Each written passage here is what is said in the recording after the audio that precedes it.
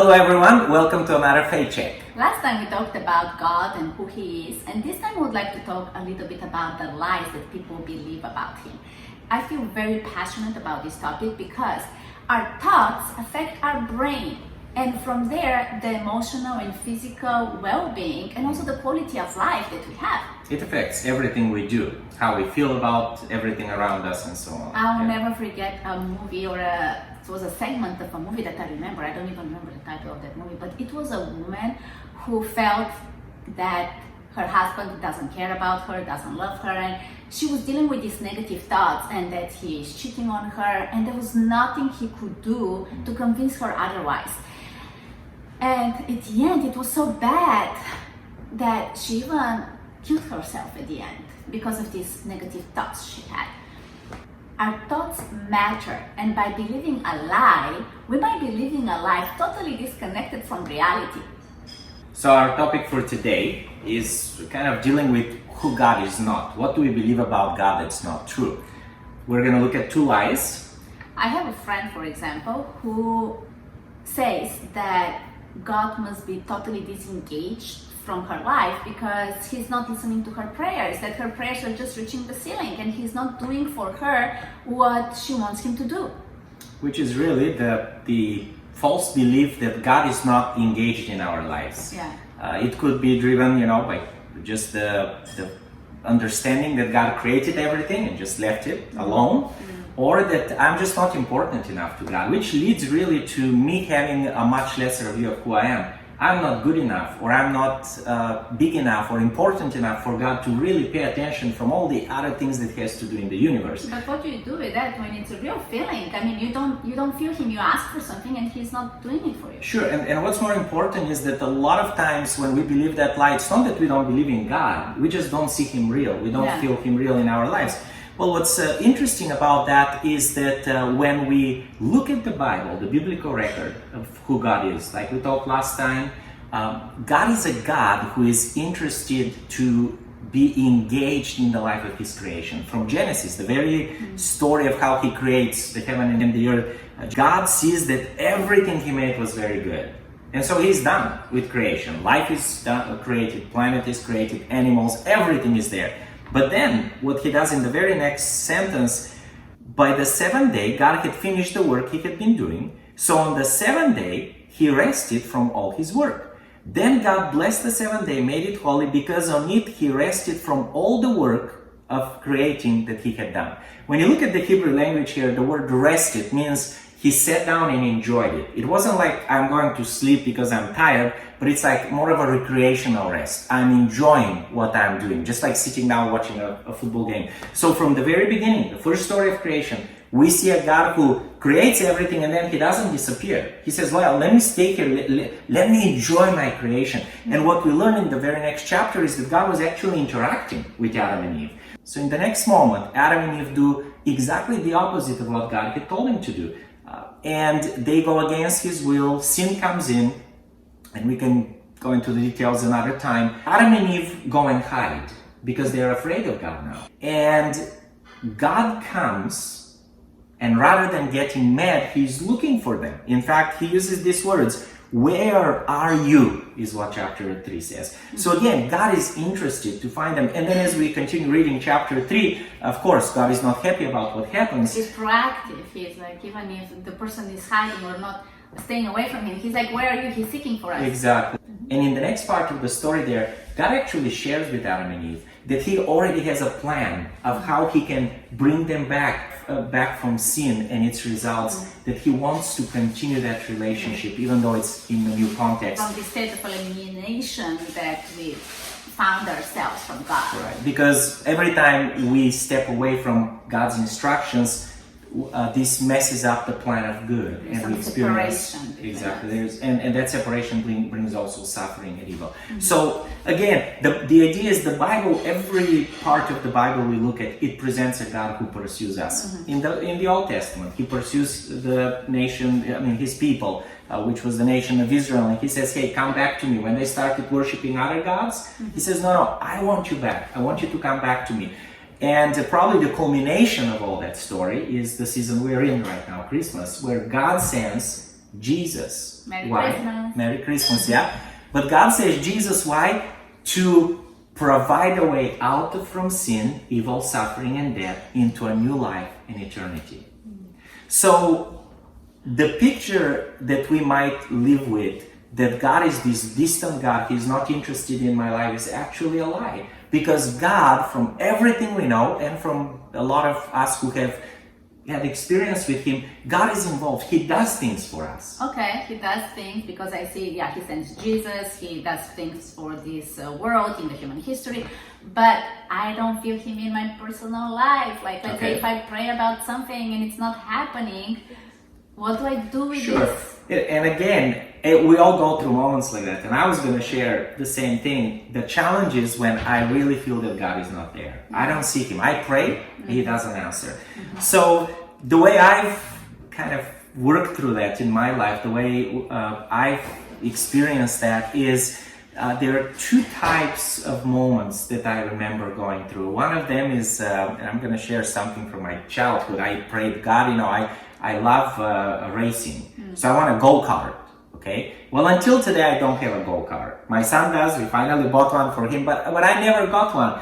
It was something I felt like was so important for me. I wanted to go do it, and I wanted a Ferrari too. I prayed for that too. God didn't do it, all right? I mean, those are the things that we ask that we can survive life without, right? I mean, we kind of, in moments like this, there are times when we use God as a genie in a bottle. God, would you do this for me? We only go to Him when we need something and we want it done our way. So when God doesn't do it our way, we say, oh God, you're not there, you're not interested. It feeds our life. But what is more challenging is when I pray for something important. Serious, yes. Let's say I'm sick, my son is sick, or I have a friend who is going through a really difficult time, and we pray and it seems like God is silent. Those are the more difficult moments. What do you do with that? At that time, for me, what I've understood from the Bible, that you have to wait, you have to give God time. Not because God cannot act, but because there is a lot greater battle out there. There is a lot more dynamics behind what we know about life. It's almost like a little kid that is trying to, unscrew a bolt with a wrench, and they just cannot do it, and they're trying, and the parent is there, but they will not help them.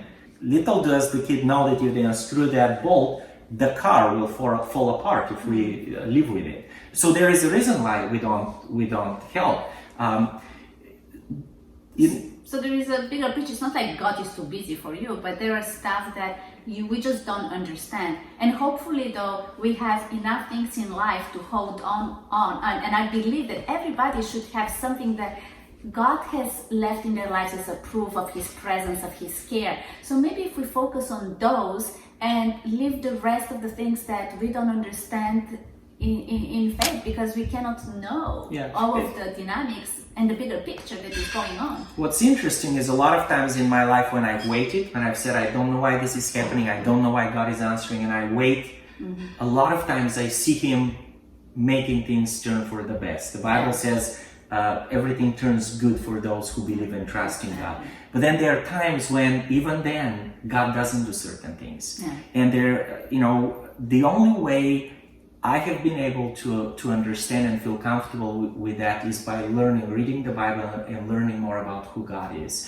When you understand who God is, when you understand the bigger picture, when I realize that God is not trying to just save me, He's trying to save the whole world. He's not just trying to prevent me from suffering, but eliminate all the evil. Then you realize that He needs to let me go through a few things in order to be just and fair, but still accomplish the final purpose. So I guess there are many things we don't understand because we don't know. And here is a Bible verse that I love very much, John 17:3, which says, and this is the way to have eternal life, to know you, the only true God, and Jesus Christ, the one that you have sent to earth.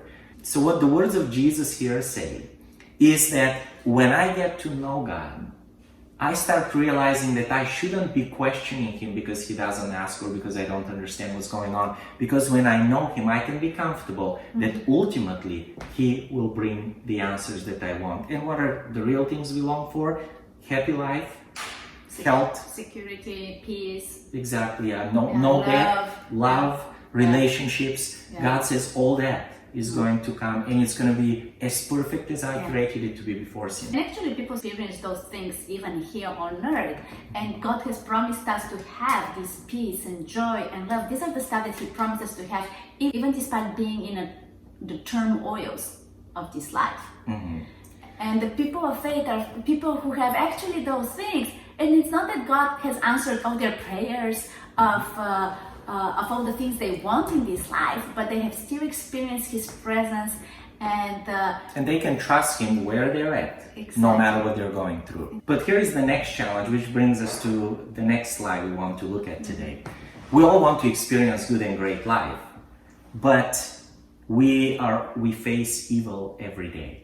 And so the lie is that God created evil. The question we ask is, if God is so good, why does He allow evil to continue? Yeah, and even deeper than that, why did He create? Yeah, it's one of the biggest questions that keeps people away from believing. And it's a tough question to answer. Mm-hmm. There are many philosophers who have addressed that. Many people try to deal with it. To me, the most important thing, even if you don't read all the books and theological dissertations on evil, is to understand what evil really truly is. Many times we treat evil as an object.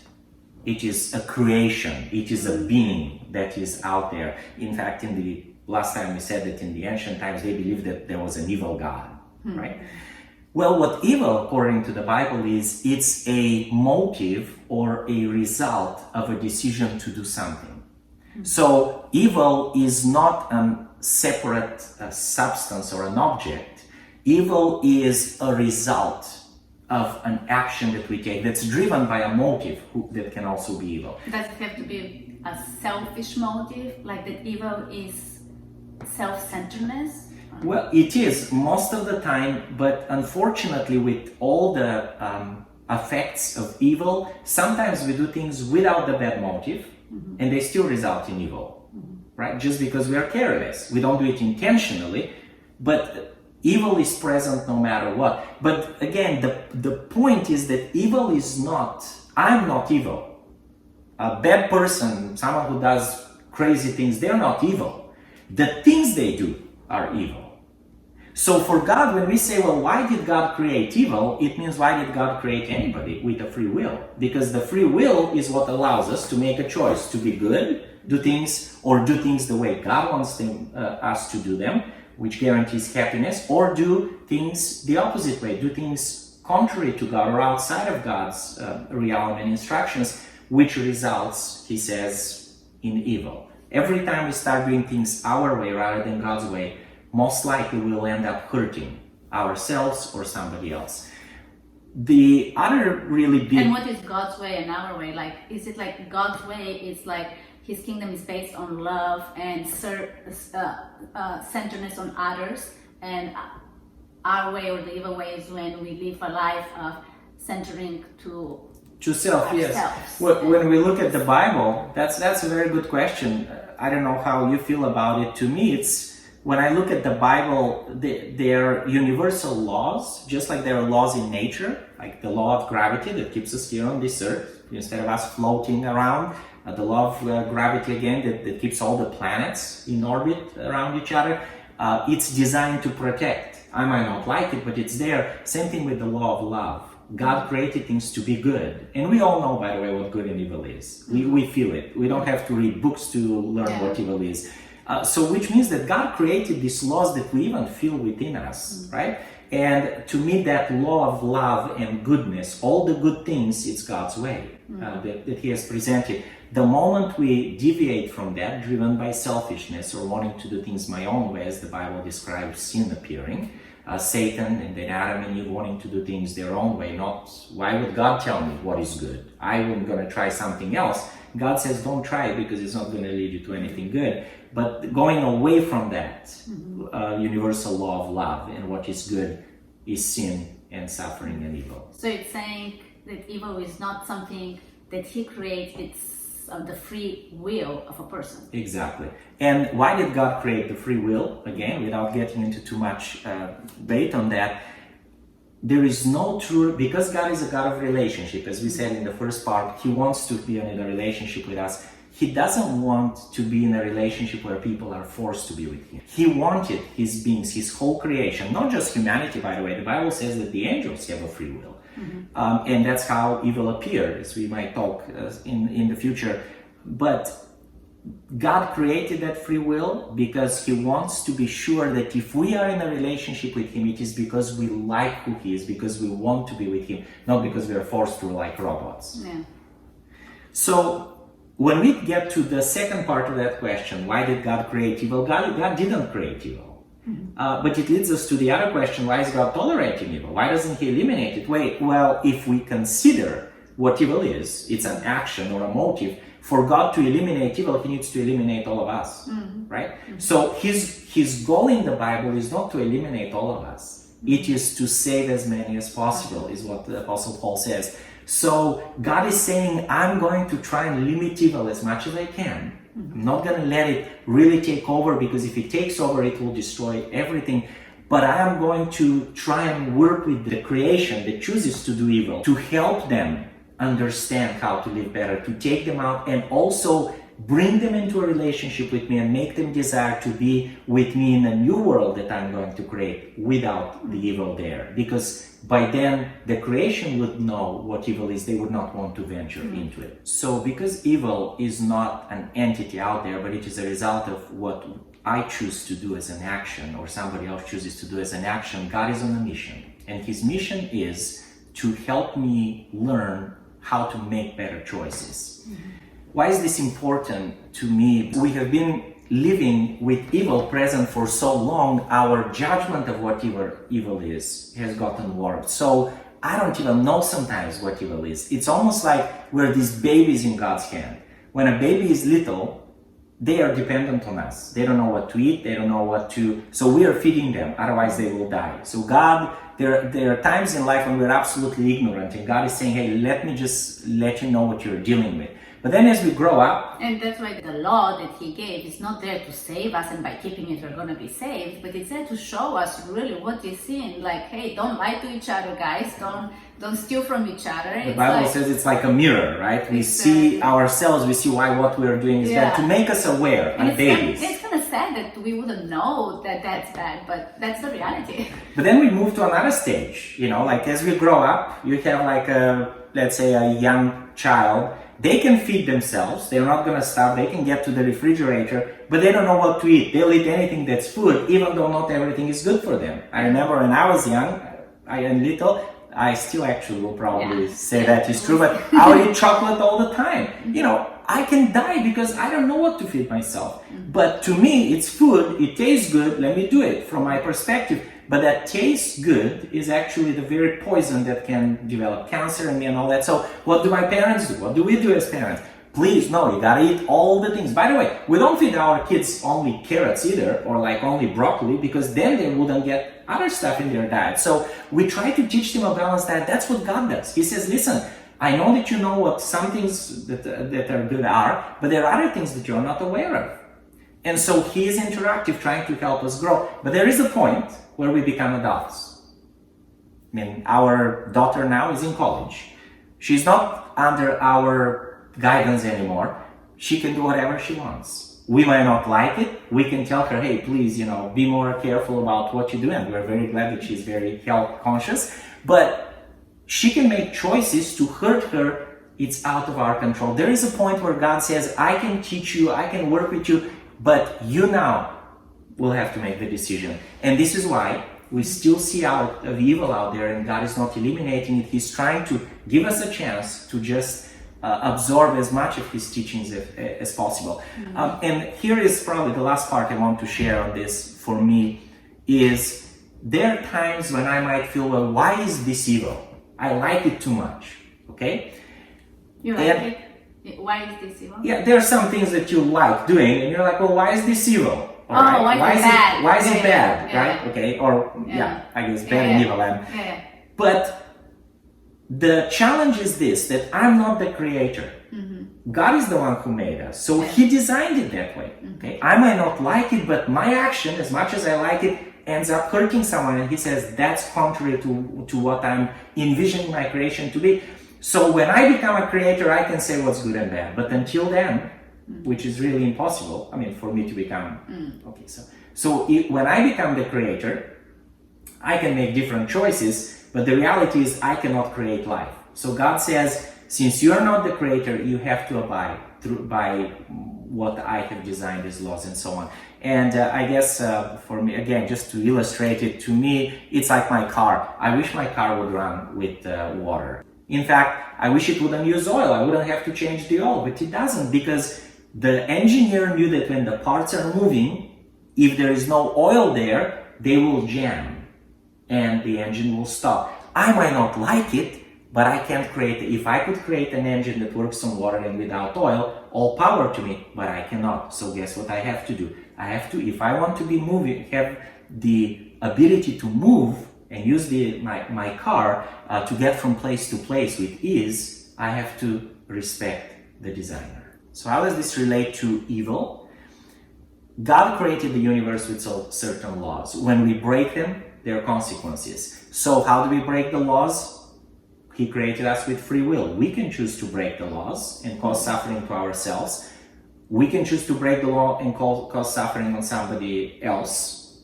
We also might be suffering because the laws of God have already been broken in this world, and there is so much suffering and evil actions that have gained momentum where people don't even care what God instructs us. So many times we suffer not because of me or somebody else, but just because we are already in this evil world. It's like in a war zone, everyone dies. Yeah. And some of us encounter evil in a much bigger measure than the regular person. And I was very touched by the story of a missionary kid who went with her parents to another country, and there her whole family was murdered, her brother, her parents, because the person wanted her, so he killed the whole family. And it's such a tragic story. And how do you explain evil and God in that situation? And I've been impressed with her faith, because here is what she says. She was asked, how do you reconcile By the way, now she is almost 18. Yes, now she's almost 18. There was an interview, and this is what... She was 8 at that time, and they asked her, how do you reconcile God's presence in light of all of that had happened to you and your family? And, so she says, she acknowledges that this was one of the most difficult moments in her life. While we live in a world where sin and death reign, and an ongoing battle is raging between the forces of good and evil, she said there are 3 possible answers to that question. First, God allows it to bring some greater good out of it for us. Second, He allows it to bring some greater good out of it for someone else. Third, things happen for reasons beyond our understanding. In our finiteness as human beings, we can't know why things like this happen, but we can trust that God has a plan for us nonetheless. But she says that despite all that happened, God has provided for her and protected her physically and emotionally from the long-term impact of these traumatic events, and that His healing power and presence have sustained her. Thankfully, this world does not experience the atrocity of evil in that extent of that, like she experienced it. And there is a reason for it. In the book of Revelation, it's a very interesting prophetic book where that talks about the future of this world. And it says that the angels of God are holding the winds of evil for a certain time. In the context, we understand that if God lets go at evil reign on this earth like in its full extent, the damage will be a lot bigger. Yes, and we'll be experiencing stuff like that on a daily basis. But because of His grace and because of His mercy, He is actually holding the winds of evil for a time. But the book of Revelation also says that there will be a point of time at the end when He will let go. He will remove His protection, and He will let the evil act in its full extent. And this is right before God puts an end to evil, so He can help everyone, even those who try to deny it, see the damage that evil does when it is uncontrolled. Exactly, because there's so many times that people say, well, what's so wrong with evil? You know, like, why would God like destroy evil at the end and like a tyrant? Well, have you not seen what evil does? And lots of us know, and lots of us have experienced what evil does, but at the end, he will remove his protection and he will let us see it in its full extent. So we totally understand why at the end he's going to destroy it, and nobody is going to blame him for that. Yeah. So to put it all into perspective again, we ask, why did God create evil? God says, no, I didn't create evil. Evil is a choice that you make. It's a result of an action. Why are you tolerating it? God is saying, hey, I'm not allowing it to rule. I'm actually protecting a lot of the evil from happening, because there is a moment when I'm going to let go. And by the way, there are 2 times in the Bible that we see that, the time of the flood and the time of Sodom and Gomorrah, when God actually says, I'm going to just destroy all the evil, all the people who do not want to change their evil ways, because otherwise they will destroy the whole humanity. And like, he's not destroying it because, oh, it's hurting me, they don't believe in me. No, he's destroying it because we're hurting each other. It will destroy everybody. Yes. Exactly. We all see today what happens in our society when we remove the moral principles that God and Christianity promotes. Society tends to go down because evil becomes a lot greater. Even when we don't really believe that we need God, we still put the same moral principles out there, okay? Because if we don't, the idea is if we don't have those morals that come from the ancient times, society will degrade, because if there is no police, we'll abuse each other, kill each other, we'll hurt each other. So, our faith challenge for this conversation is, if we have adopted the lie that God is not present in our lives, and if we feel that God has just abandoned us, to try and give Him a chance in the new year by getting to know Him better, by getting to know the whole story of the Bible and the bigger picture that God is dealing with, in which we are not the only player. Certain lies hold us in fear and anxiety. And what if it just comes from our distorted view of God? It takes time to heal the brain, sometimes from lies or from thoughts that we have been dealing with. It's almost like breaking a habit. Yes, and scientifically they say that the neurosignals that are sent from the thoughts to the brain, it takes time to restructure the cells. And if we believe that God is love and He cares about us, then we tend to experience, because of these neurosignals, we tend to experience more peace and security in our life. But if we believe that God is disengaged from our life, that we are actually left on our own, because of these thoughts, we experience in life more anxiety and desire for self-preservation, survival, fear in this life. So here's the challenge. We all need to examine the things that we believe in and check maybe if they might be one of those lies that distort our view of God, our view of who we are, and impact our life in a negative way. Join us in part 2, Lies About God. So don't forget to subscribe to our channel, click the like button, and we'll see you next time. Bye.